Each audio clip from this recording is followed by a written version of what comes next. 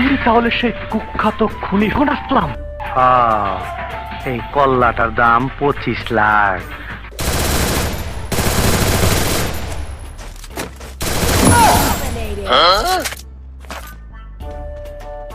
আমি গুন্ডা।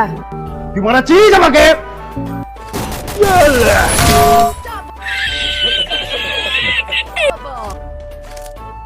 আসসালামু আলাইকুম বড় ভাই। আমার ভুল হয়েছে, ক্ষমা করে দেন।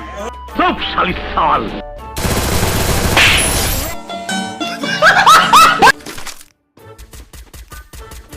সুটিয়ে লাল করে দেবো, নোংরামি বার করে দেবো।